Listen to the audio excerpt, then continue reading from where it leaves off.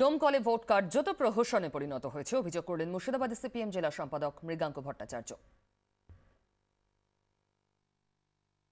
এই পরিস্থিতিতে আমাদের তো অভিযোগ করা, প্রতিবাদ করা ছাড়া বিকল্প কোনো পথ আমাদের সামনে খোলা নেই।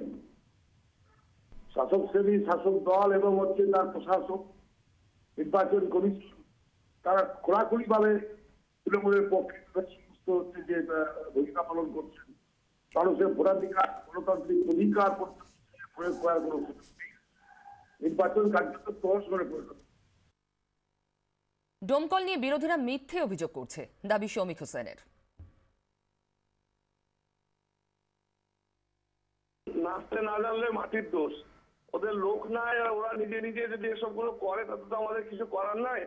ওখানকার লোককে আপনি পাঠান, ওখানকার লোকের মুখে শুনুন, ওখানে কোনো অশান্তি হয়নি, কিচ্ছু এরা মিথ্যা কথা বলছে, ওরাই নিজেরাই পাচ্ছে। এখন যখন দেখছে মানুষ ওদের সঙ্গে নাই, তখন ওরা নিজেরা এসব করছে। কারণ দেখুন, আপনাকে আমরা আগেও বলেছি, এখানে যে উন্নয়নটা হয়েছে, আমাদের নেত্রী মমতা বন্দ্যোপাধ্যায় যে উন্নয়ন ডোমকলে করেছে, তাতে মানুষ এখানকার মুগ্ধ হয়েছে। এবার মানুষ দু হাত ভরে ভর্তি, আমাদের এসবগুলো দরকার কেন, মানুষ আমাদের সঙ্গে আছে।